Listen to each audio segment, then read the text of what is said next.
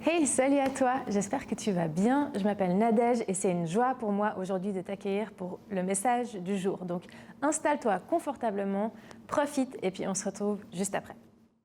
Bonjour. Il y a déjà eu tellement de choses qui se sont passées ce matin, j'ai été émue plein de fois. Mais pour ceux qui ne me connaissent pas, je m'appelle Mathilde, je fais partie de Home depuis les débuts avec mon mari et je suis maman depuis une année et c'est la deuxième fois que je prêche à Home. C'est humblement que je me tiens aujourd'hui devant vous pour vous parler d'un sujet profond qui, je trouve, est l'apogée en fait de toute la Bible. Donc, c'est challengeant, mais j'espère que ça va toucher nos cœurs. En tout cas, moi, ça m'a vraiment émue de préparer ce message dans la continuité de la série qu'on a commencée la semaine dernière sur Solus Christus. Solus Christus. Mais vous inquiétez pas, je vais le répéter plusieurs fois. La semaine dernière, Yves a introduit cette série de Solus Christus avec un premier message qu'il avait intitulé « De la croyance à la confiance ». Il nous a fait plonger dans un magnifique texte qui se trouve dans la lettre aux Colossiens, au premier chapitre, dans un hymne à la gloire de Jésus, pour nous montrer que Jésus n'est pas simplement une figure spirituelle parmi d'autres. On a vu qu'il est l'image du Dieu invisible, qu'il est le créateur de toutes choses, qu'il a été créé par lui, que tout a été créé par lui et pour lui, et que tout subsiste en lui. Donc, autrement dit, Jésus est au centre de tout. Mais on a aussi fait un constat très concret, c'est qu'on peut croire en Jésus sans être émerveillé par lui. On peut continuer à vivre, même à servir ou à tenir bon, mais en réalité, porter notre vie sur nos propres épaules. Et petit à petit, Jésus devient un à côté dans nos vies. Alors la question qu'il nous a posée, c'était « Dans quoi est-ce que je place ma confiance ?» Parce que savoir des choses sur Jésus ou croire en lui, c'est pas encore lui faire confiance. Donc l'invitation était claire, passer de la croyance à la confiance, oser lui laisser notre vie pour de vrai. Et ce texte qu'on a lu la semaine dernière se terminait avec une annonce incroyable que je vais lire ici, dans Colossiens chapitre 1 au verset 20. Le texte dit « Il a voulu par Christ tout réconcilier avec lui-même, aussi bien ce qui est sur la terre que ce qui est dans le ciel, en faisant la paix à travers lui par son sang versé sur la croix. » Dieu a voulu par Christ tout réconcilier avec lui-même, en faisant la paix par le sang à la croix. C'est ce qu'on vient de commémorer au travers de la Sainte Seine. Et c'est là, en fait, qu'on va continuer aujourd'hui. Parce que ce Christ immense et incroyable, dont on a parlé la semaine dernière, il n'est pas resté distant. Il s'est rapproché. Dans les relations humaines, on sait qu'il y a des hauts, il y a des bas, il y a des déceptions, il y a des moments où tout va bien et il y a des moments de tension. Ça peut aussi même arriver à des ruptures.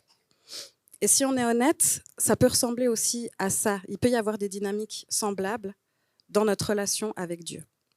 Parfois, on se sent proche de Dieu et parfois beaucoup moins.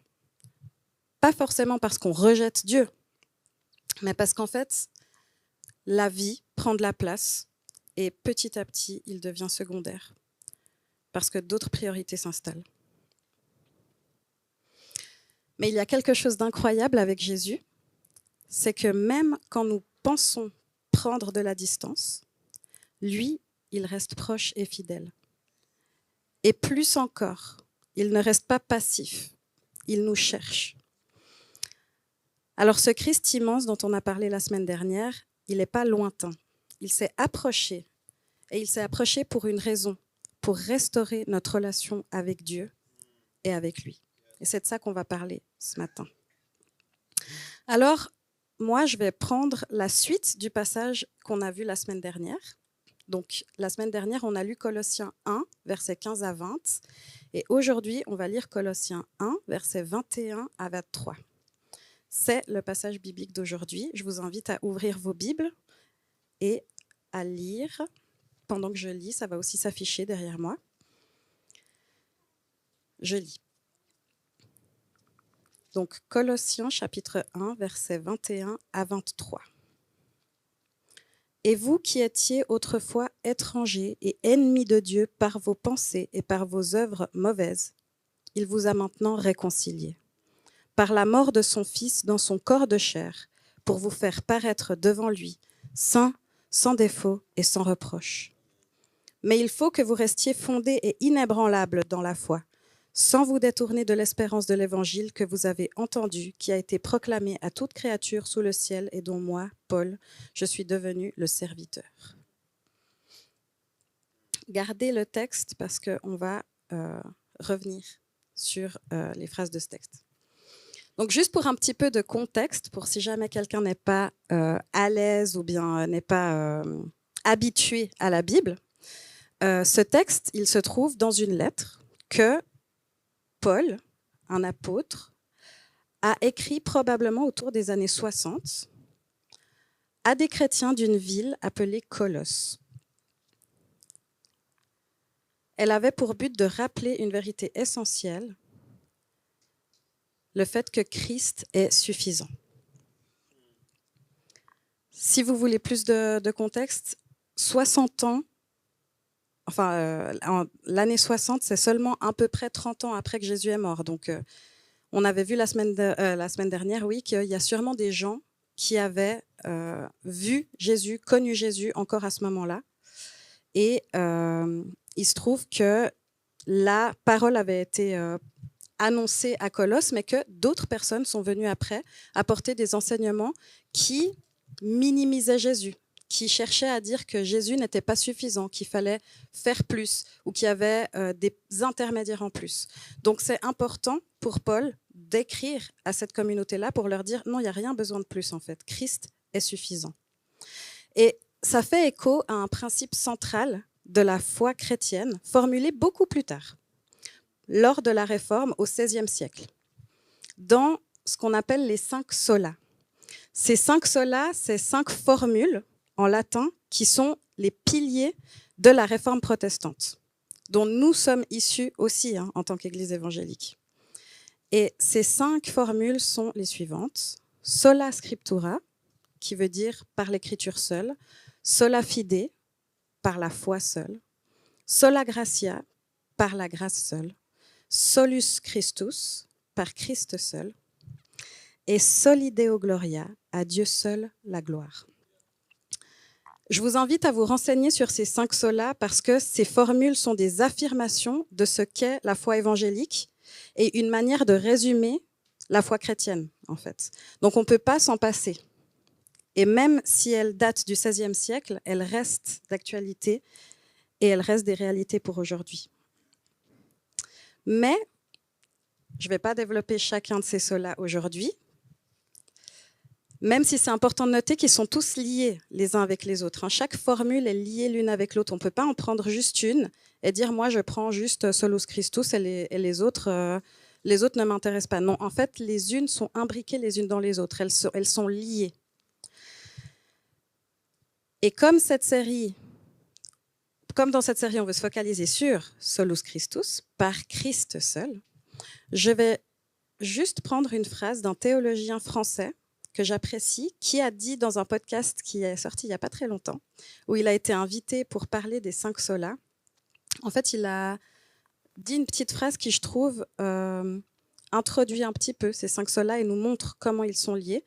Ça ne résume pas tous les 5 solas, donc allez voir un petit peu plus loin si vous voulez.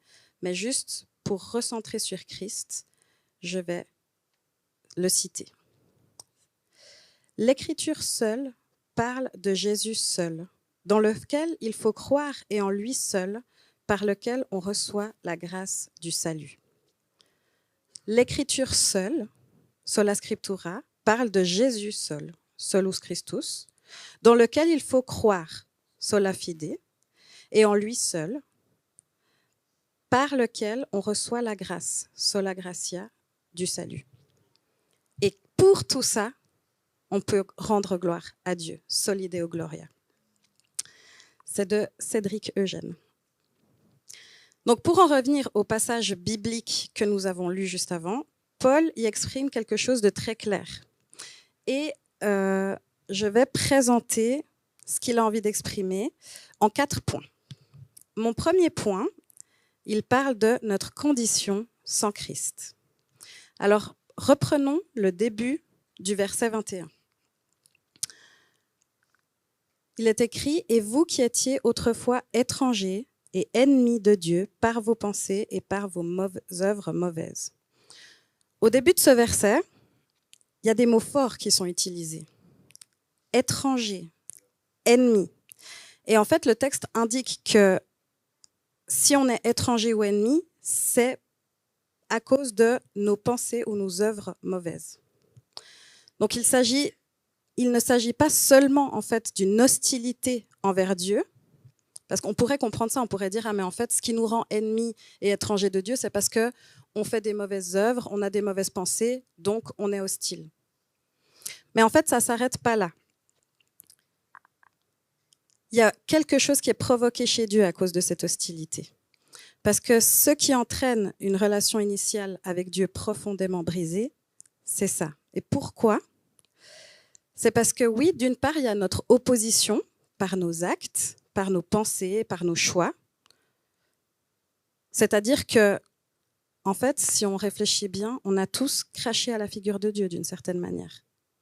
Même si on peut se dire, mais non, mais moi je suis quelqu'un de bien. Mais en fait, on a tous des pensées des fois incontrôlables, mauvaises. On a tous des fois des actions, puis on se dit, ah non, mais j'aurais pas dû faire ça, j'aurais pas dû dire ça. On n'arrive pas à contrôler ça. C'est plus fort que nous, en fait. C'est comme impulsif. En fait, chaque fois qu'on fait ça, c'est comme si on crachait à la figure de Dieu, en fait. On bafoue son honneur. Et pour ça, en fait, on devrait être condamné. Parce que Dieu, il est bon, mais il est juste aussi. On oublie ça parfois.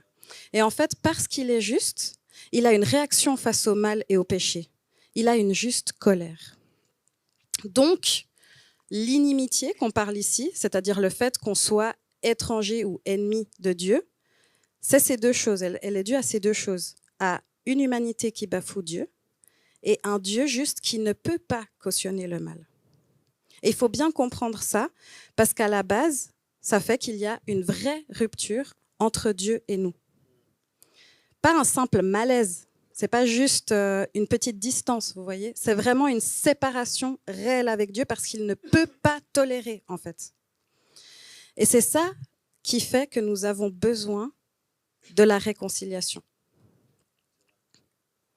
Alors, j'en arrive à mon deuxième point, qui parle de ce que Christ a fait pour nous. L'œuvre de réconciliation accomplie par Christ.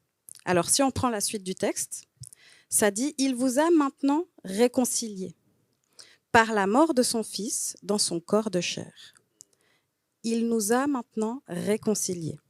Mais ça veut dire quoi ? Il nous a réconciliés. C'est quoi la réconciliation ? Donc la réconciliation, c'est justement la fin de cette inimitié, la fin du fait qu'on soit étranger, qu'on soit ennemi de Dieu, et la restauration de cette relation brisée avec Dieu. Et comment c'est possible ? Parce qu'on vient de le voir avant, en fait. Si on regarde par nos propres forces, en fait, on a des comportements, on a des réactions, on a des pensées incontrôlables. Et en fait, on ne peut pas contrôler ça, en fait. C'est pas quelque chose qu'on peut changer par nous-mêmes, en fait. Si on regarde juste à ça, on peut juste être en détresse parce qu'en fait, on sait qu'on n'a pas le moyen de. C'est impossible, en fait, de ne pas avoir ne serait-ce qu'une mauvaise pensée. On peut essayer de s'améliorer, on peut essayer de combattre ces mauvaises pensées. Je ne dis pas qu'on ne peut rien faire, mais c'est plus fort que nous, elles seront là, en fait. Il y a des combats qu'on aura toute notre vie. On ne pourra pas les faire disparaître. Donc, on ne peut pas simplement devenir irréprochable comme ça. En tout cas, pas par nous-mêmes. Mais le texte nous dit, mais par la mort de son Fils, dans son corps de chair. Donc cette réconciliation, elle est possible uniquement par la mort de Jésus à la croix. Et on va voir pourquoi.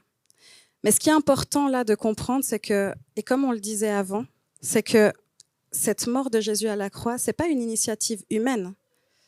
Comme on pourrait le croire, en fait, les Romains l'ont mis à la croix, donc c'est les humains.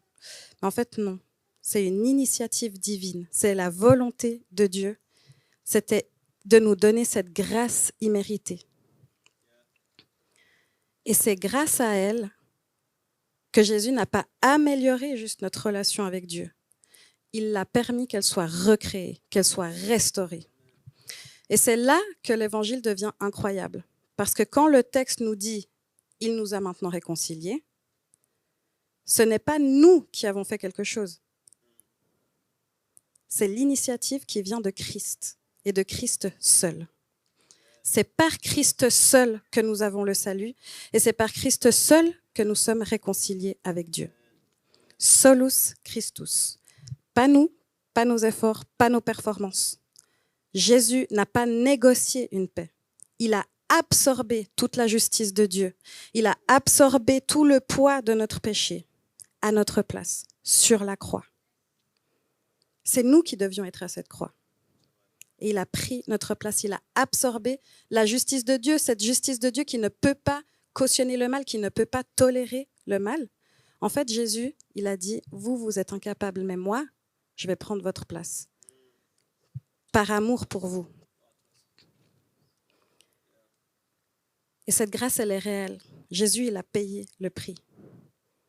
Et il n'y avait aucun autre moyen de laver la crasse qu'on avait sur nous.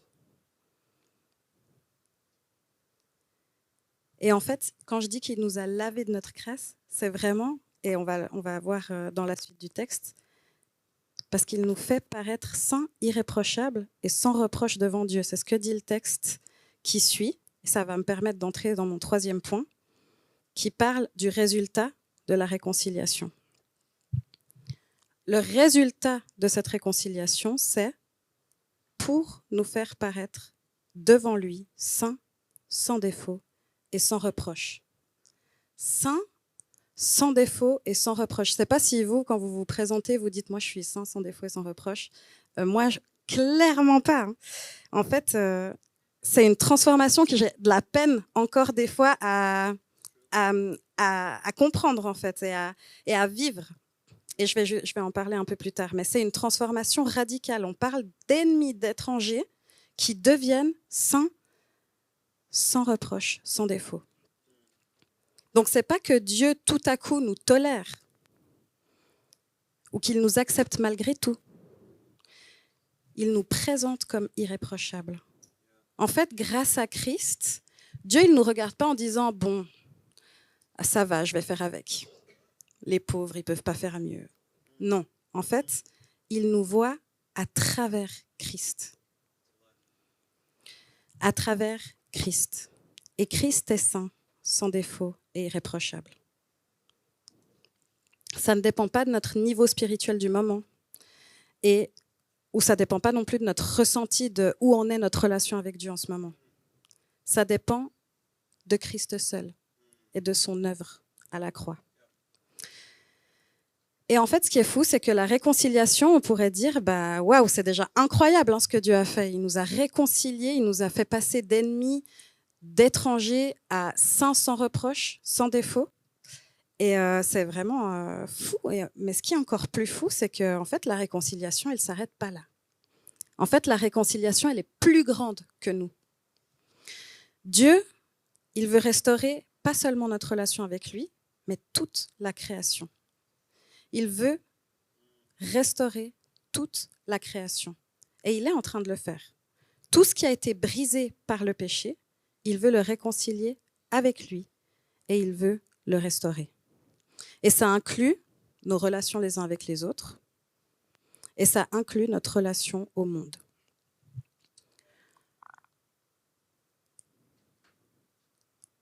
Et je trouve que c'est intéressant parce que ça ouvre en fait une perspective de dire ok, on est réconcilié avec Dieu, mais Tant mieux en fait. Maintenant, je peux vivre ma vie tranquille. Je suis devenue irréprochable, sans défaut.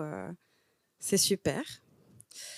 Mais en fait, le fait que Dieu veuille restaurer non seulement notre relation avec lui, mais toute la création, ça inclut en fait le fait que nous ne pouvons pas être réconciliés avec Dieu et rester dans la division, rester dans l'offense ou dans l'amertume ou dans le rejet, pas seulement entre nous, mais aussi avec le monde. Donc si nous comprenons ce que Christ a fait pour nous, alors nous devenons porteurs de cette réconciliation à notre tour. Et ça nous donne une responsabilité. Alors j'en arrive à mon 4e point, qui parle de ce que tout ça change concrètement dans notre vie. Qu'est-ce que ça change concrètement dans notre vie maintenant de comprendre qu'est-ce que c'est cette réconciliation? Ça demande une réponse de foi persévérante. Au verset 23, Paul dit « Mais il faut que vous restiez fondés et inébranlables dans la foi, sans vous détourner de l'espérance de l'évangile que vous avez entendu. » Rester fondés et inébranlables dans la foi, sans se détourner de l'espérance de l'évangile, c'est-à-dire, en gros, développer une foi vivante, qui s'enracine dans la durée et qui garde les yeux fixés sur Christ et Christ seul.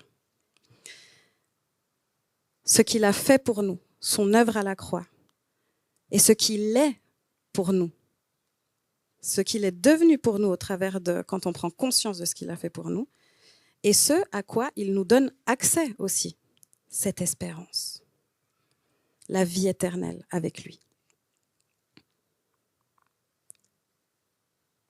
Cette espérance qu'il y a plus, qu'il y a ce royaume où toutes nos larmes seront essuyées, où il n'y aura plus ni mort, ni deuil, ni cri, ni douleur. L'espérance que nous serons un jour pleinement dans sa présence, sans aucun mal. Mais comment ça se traduit dans cette vie de rester fondé et inébranlable dans la foi et sans se détourner de l'espérance? Parce que là, Paul, il fait des belles phrases, ça a l'air super facile. Mais en fait, non. Parce que ça se traduit en menant une vie qui glorifie Dieu. Soli Deo Gloria. Menant une vie qui glorifie Dieu pour les Écritures, pour la Bible, pour la foi qu'il nous donne, pour la grâce qu'on reçoit et pour Christ et l'œuvre de Christ, sa mort et sa résurrection. Donc, glorifier Dieu, juste pour qu'on se positionne un petit peu, c'est pas juste chanter, c'est pas juste un moment spirituel dans le culte ou un moment d'émotion chez nous. Glorifier Dieu, c'est plus que ça. Et je le précise parce que, en fait, parfois, j'ai peur qu'on puisse penser que c'est suffisant. En fait, c'est beau de chanter et de prier Dieu et d'élever son nom. J'aime vraiment la louange et je pense que beaucoup le savent ici. Mais en fait, glorifier Dieu, c'est pas quelque chose de mystérieux qui se passe juste dans nos cœurs lorsqu'on élève nos voix et qu'on proclame de beaux chants. En fait, Dieu, il n'est pas dans le ciel en train d'attendre qu'on élève nos voix pour recevoir nos louanges et être comme rempli de pouvoir tout à coup. Non, ça, c'est pas notre Dieu. Donc, glorifier Dieu, ça va au-delà de ça.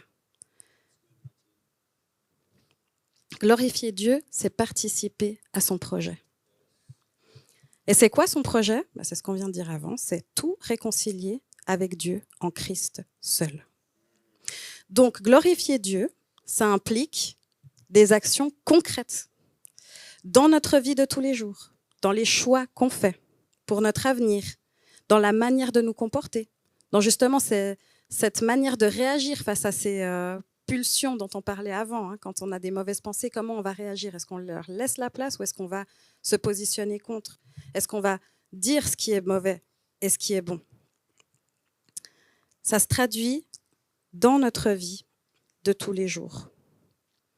Et ça se traduit par ce qu'on met en priorité dans notre vie pour participer à son royaume.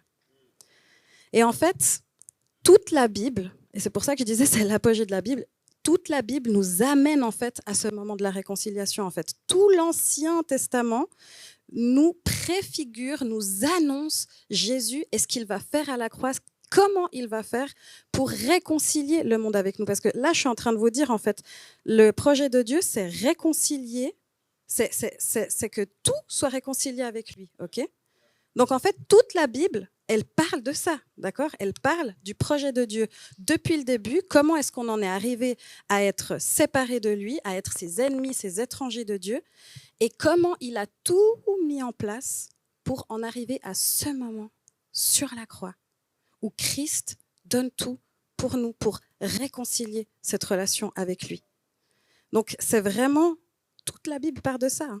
Et après, l'œuvre de Jésus, les évangiles qui nous parlent de tout ça, en fait, il y a les lettres qui viennent nous expliquer, nous rajouter en fait des explications pour bien comprendre quelle a été l'œuvre de Christ. Donc pour bien comprendre ce que je suis en train de vous dire là, qu'il est mort pour nous, à notre place, pas juste pour qu'on soit lavé de nos péchés, mais pour qu'on puisse être proche de Dieu, qu'on puisse avoir accès à ce salut, à cette espérance qui nous annonce en fait cette vie éternelle avec Dieu, pleinement dans sa présence, à laquelle on a déjà en partie accès aujourd'hui grâce au Saint-Esprit qui nous a envoyés.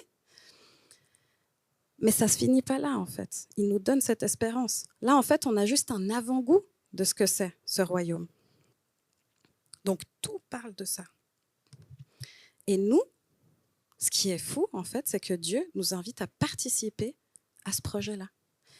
Donc, c'est une invitation que Dieu nous fait. Il nous demande de participer à son œuvre de réconciliation.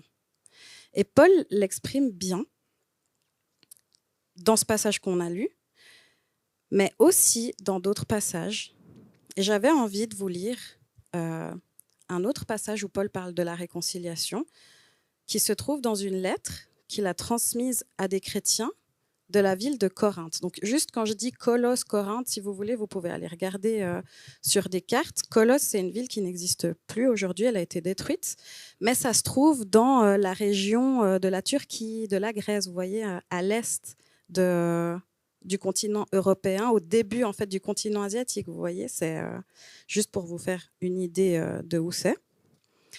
Et il a écrit ça il y a 2000 ans en arrière, donc il faut s'imaginer, c'était un autre contexte, il y avait, c'est riche, c'est fort, hein, on ne peut pas juste faire des parallèles trop gros, donc intéressez-vous un petit peu au contexte historique.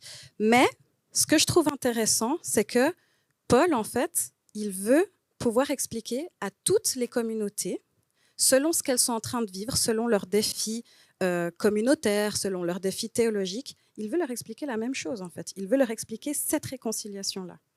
Et nous, aujourd'hui, on a la grâce d'avoir la Bible où il y a tous ces textes qui ont été mis ensemble et qui nous parlent de ça. Donc, je vous invite à lire la deuxième lettre aux Corinthiens, le chapitre 5, je vais lire du verset 17 à 21. Donc, la deuxième lettre aux Corinthiens, chapitre 5, versets 17 à 21. Si quelqu'un est en Christ, il est une nouvelle créature. Les choses anciennes sont passées. Voici, toutes choses sont devenues nouvelles. Et tout cela vient de Dieu, qui nous a réconciliés avec lui par Jésus-Christ et qui nous a donné le ministère de la réconciliation. En effet, Dieu était en Christ. Il réconciliait le monde avec lui en ne chargeant pas les hommes de leurs fautes. Il a mis en nous la parole de la réconciliation. Nous sommes donc des ambassadeurs pour Christ, comme si Dieu adressait pour nous son appel.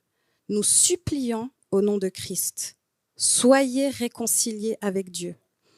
En effet, celui qui n'a pas connu le péché, il l'a fait devenir péché pour nous, afin qu'en lui, nous devenions justice de Dieu. Et en fait, là, on retrouve les points qu'on a vus. Si quelqu'un est en Christ, il est une nouvelle créature. les choses anciennes sont passées, les choses anciennes, les étrangers, les ennemis de Dieu sont passés. Voici, toutes choses sont devenues nouvelles, irréprochables, sans défaut, saints. Et tout cela vient de Dieu qui nous a réconciliés avec lui par Jésus-Christ et qui nous a donné le ministère de la réconciliation. Donc il nous donne en fait cette invitation à continuer cette œuvre en devenant des ambassadeurs pour Christ. Et je trouve que c'est fort parce qu'il dit comme si Dieu adressait pour nous son appel pour qu'on supplie au nom de Christ. Soyez réconciliés avec Dieu. En fait, c'est comme s'il nous disait, mais en fait, on aspire tellement à ce que tout le monde soit réconcilié avec Dieu, mais supplier les gens qu'ils comprennent en fait l'œuvre de Christ. C'est tellement merveilleux et en fait, ça va leur permettre d'entrer dans ce salut, dans ce projet de Dieu. Et en fait, juste nous, on n'est pas juste des hasards que Dieu a voulu. En fait, chacune de nos vies, Dieu l'a voulu pour son projet. Donc, dans chacune de nos vies, il y a quelque chose qui va permettre à faire avancer ce ministère de réconciliation. Mais pour ça, il faut rester ancré. Donc Dieu ne fait pas que nous réconcilier, il nous invite à participer à son œuvre. Et il nous envoie pour porter cette réconciliation autour de nous. Alors, puisque Christ nous a réconciliés, notre vie entre dans son projet. Et quand je préparais ce message, j'avais l'impression que c'était, somme toute, un peu banal, parce que c'est quelque chose qu'on entend souvent à l'Église. En fait, chaque fois qu'on prend la Sainte Seine, on nous parle de ça. On nous parle souvent de la réconciliation, on nous parle souvent à Pâques, non, de qu'est-ce que Jésus a fait. Et en fait, des fois, ça peut devenir monotone, on peut perdre cet émerveillement. Hein. Et en fait, je me suis dit, mais moi, pour ma propre vie, comment ça se traduit et j'en suis où? Et c'est pour ça, en fait, que j'ai été émue en préparant ce message. Donc, je vais vous parler un petit peu de mon témoignage. Je vais commencer par... Mais vous inquiétez pas, je vais pas, ça va pas être non plus trop long, je vais respecter votre temps. Mais il y a 10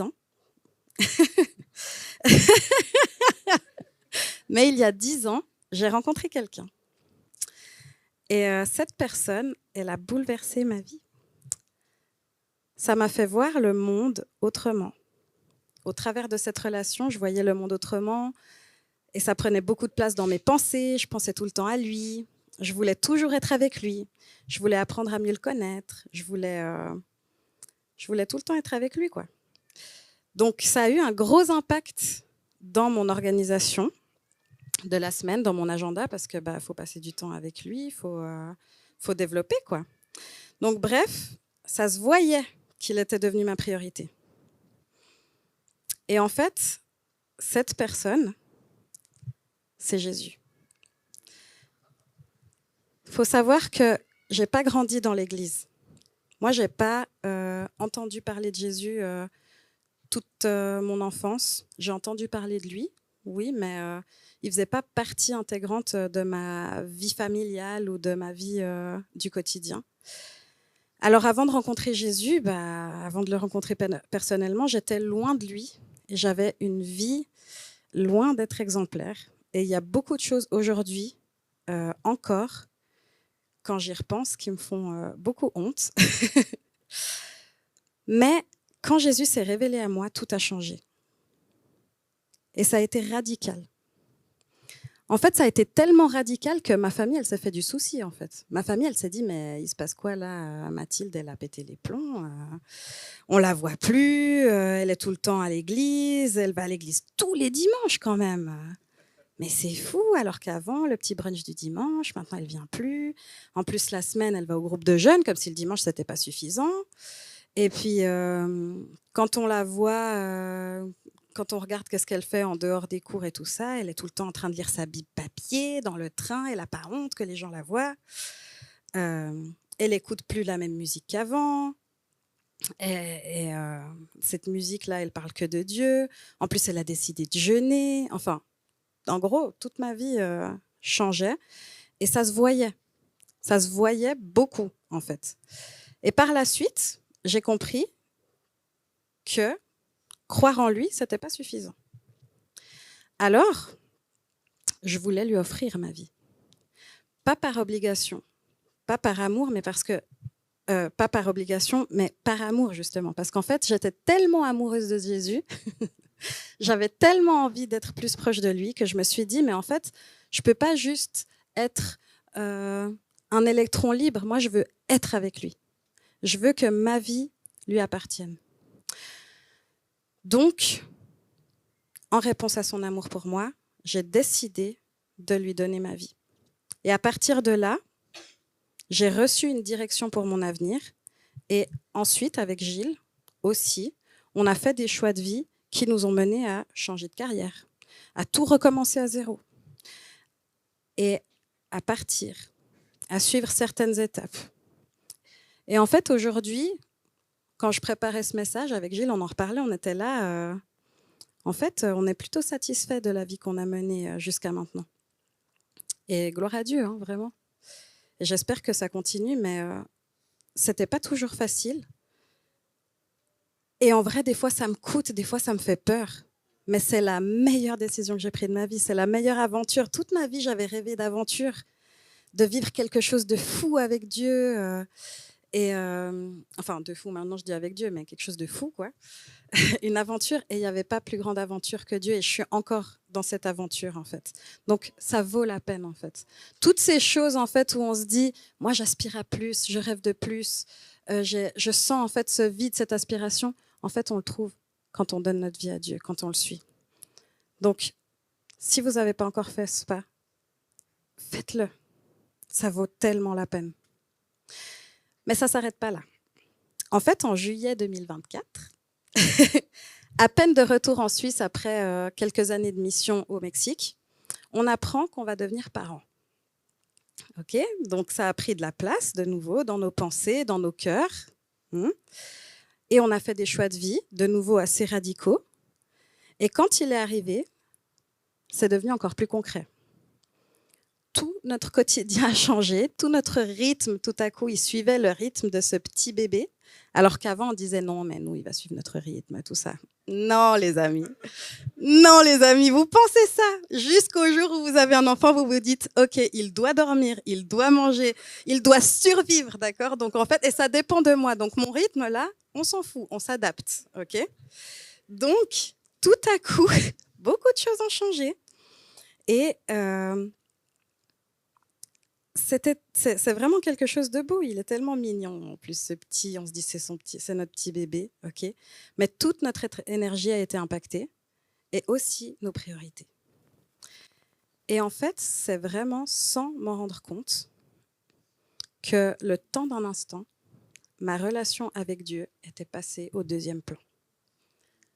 En fait, pas parce que j'aimais plus Dieu ou pas parce que je voulais m'éloigner de Dieu, mais parce qu'en fait, j'étais centrée sur autre chose. Et ce qui m'a frappée, c'est que ce n'était pas une décision brutale, c'était progressif. Et c'était normal, en fait. Normal, entre guillemets, ok ? Parce que ça ne devrait pas être normal. Mais c'était presque normal, en fait. Et même aujourd'hui, quand je pense que plein de personnes pourraient me dire « Mais c'est normal, Mathilde, tu sais, le bébé, ça prend de la place, tout ça. » Et je comprends, c'est effectivement normal qu'on soit focalisé sur son enfant, qu'on se dise justement, il faut qu'il survive, il faut qu'on subvienne à ses besoins. Oui, mais ça ne veut pas dire qu'il faut qu'il prenne la première place. Parce que la première place, elle est à Dieu. Et ça m'a confrontée à une réalité qu'on peut être réconcilié avec Dieu, mais ne plus vivre centré sur lui. Et la bonne nouvelle, les amis, c'est pas que j'ai réussi à revenir à Dieu. En fait, la bonne nouvelle, c'est que Christ ne m'a jamais lâché. Et pas seulement moi, en fait, il ne lâche jamais personne. Parce que ce qu'il a fait à la croix, il l'a fait pour tous et il l'a fait une bonne fois pour toutes. Donc, alors que je pensais plus vraiment à Jésus en premier, Je pensais toujours à lui, je priais, tout ça, mais c'est juste qu'il n'avait plus la première place dans mon cœur. En fait, lui, il est resté présent, il est resté fidèle. Et il est resté là, prêt à continuer à avancer avec moi. Il n'a pas arrêté de me chercher, il n'a pas arrêté de me parler, il n'a pas arrêté de me montrer la direction pour que je puisse recentrer ma vie sur lui et continuer à glorifier Dieu en esprit et en vérité. Il est toujours là. Et en fait, c'est valable pour moi, mais c'est valable pour chacun d'entre nous. Alors même si ça peut arriver de ne plus être émerveillé par Dieu, ou qu'on a le sentiment que notre relation avec Dieu s'est refroidie, qu'on ne lui laisse plus la première place dans notre vie, ça ne change pas le fait que Christ nous a réconciliés et que grâce à cette réconciliation, nous sommes rendus saints, irréprochables et sans reproche. En fait, ça ne dépend pas de nos œuvres comme on a vu avant. Ça ne dépend pas de notre ressenti. Ça dépend uniquement de l'œuvre de Christ.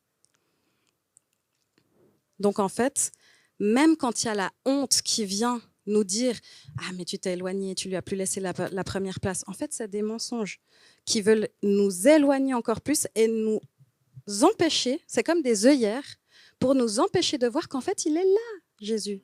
Il est là, il nous tend la main, il attend juste qu'on lui attrape la main aussi.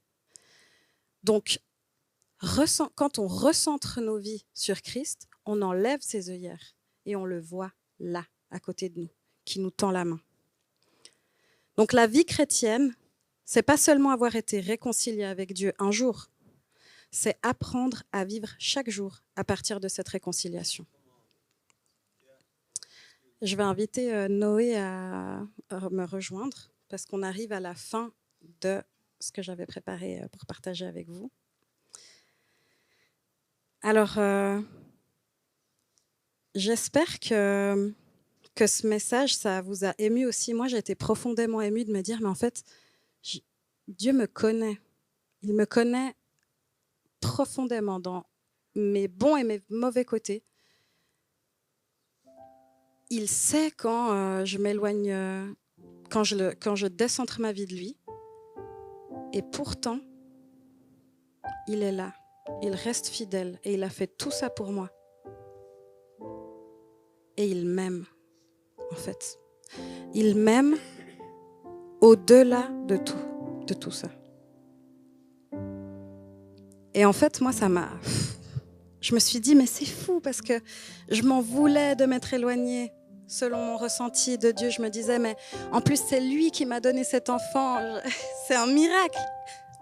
Avant, on priait pour Lévi et j'étais émue parce que quand ils ont lu ce passage de cet enfant pour lequel ils ont tellement prié, mais c'est tellement beau, les amis. Mais c'est pas seulement les enfants, en fait, ça peut être tout ce que Dieu nous donne, en fait. Toute notre vie, c'est un cadeau. En fait, toute notre vie, c'est un cadeau de Dieu. Et nous, parfois, on oublie, on se laisse emporter par la vie. On se dit, mais en fait, moi, j'ai envie de plus, j'ai envie d'avoir mes amis, j'ai envie de faire des études, j'ai envie d'apprendre ci, d'apprendre ça. J'ai envie de rencontrer des gens, j'ai envie de trouver un couple, de me marier, d'avoir des enfants, j'ai envie d'acheter un appartement, d'acheter une maison, j'ai envie de voyager. Et en fait, on remplit notre vie de toutes ces pensées. C'est pas forcément une mauvaise chose. Mais où est Dieu là-dedans? Et pourquoi on fait ce qu'on fait? C'est beau de vouloir profiter du cadeau de Dieu. Mais en fait, comment on vit tout ça centré sur Christ? Peut-être qu'aujourd'hui, tu sens pas que tu es ennemi de Dieu, mais si tu es honnête, Dieu, il a vraiment une place secondaire dans ta vie. Tu l'as pas rejeté, tu l'as pas abandonné, tu sens pas d'hostilité envers Dieu, mais en fait, il est juste pas au centre. Il est, comme on a vu avant, ce bonus. C'est à côté dans ta vie. Et pourtant, Christ t'a réconcilié, pas partiellement, pas temporairement, mais complètement. Il n'est pas venu juste améliorer notre vie spirituelle. Il est venu restaurer notre relation avec Dieu. Dieu, le créateur de l'univers, Dieu, celui qui nous a créés, celui qui a voulu qu'on soit là aujourd'hui.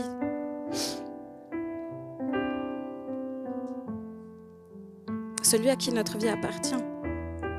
Alors la vraie question, c'est pas est-ce que je crois en Jésus? La vraie question, c'est est-ce que je vis à partir de ce qu'il a fait pour moi? Est-ce que je vis à partir de ce qu'il a fait pour moi? Et moi, je me pose aussi cette question, et je pense que c'est une question qu'il faut se poser régulièrement, en fait. Même si on est chrétien depuis longtemps, c'est une question qu'il faut qu'on se pose régulièrement.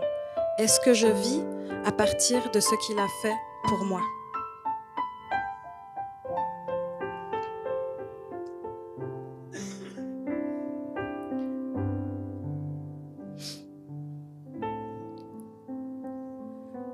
Parfois, je réalise que, comme je disais avant, ça peut être progressif et puis ça peut paraître normal, mais osons-nous nous défier un petit peu et nous dire, mais en fait, là où je pense que c'est normal de m'être éloigné un petit peu de Dieu, est-ce que vraiment c'est normal?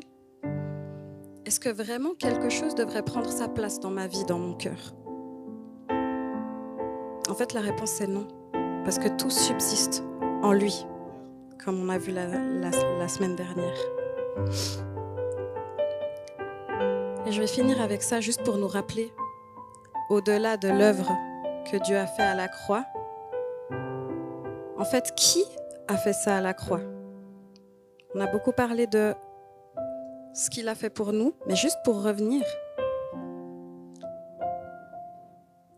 c'est Jésus qui a fait ça pour nous. Jésus, cette image du Dieu invisible, ce créateur de toutes choses, celui par qui tout a été créé et pour qui tout a été créé. Donc on a été créé pour lui aussi. Et celui en qui tout subsiste. Jésus est au centre de tout. Et il devrait aussi être au centre de notre vie.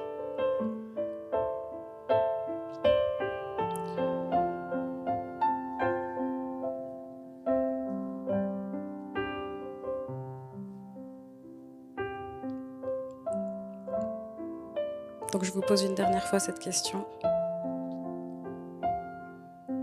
Est-ce que je vis à partir de ce qu'il a fait pour moi?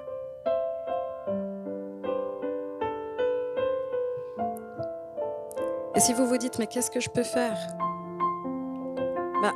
La seule chose à faire, c'est pas en tout cas faire plus, c'est pas en tout cas essayer plus fort, c'est simplement recentrer. Replacer Jésus, pas à côté de ta vie, mais au centre. Parce qu'en fait, c'est là où il a toujours été. C'est lui, il est là, il est au centre de nos vies. Mais c'est nous, en fait, qui nous empêchons de le voir et qui vivons comme si on ne le voyait pas, en fait. Et du coup, on dévie, on a ces œillères qui nous empêchent de voir qu'il est là.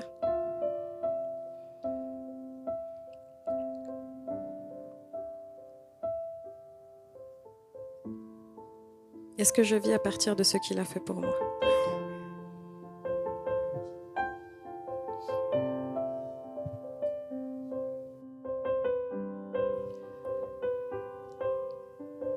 Je vous laisse avec cette question.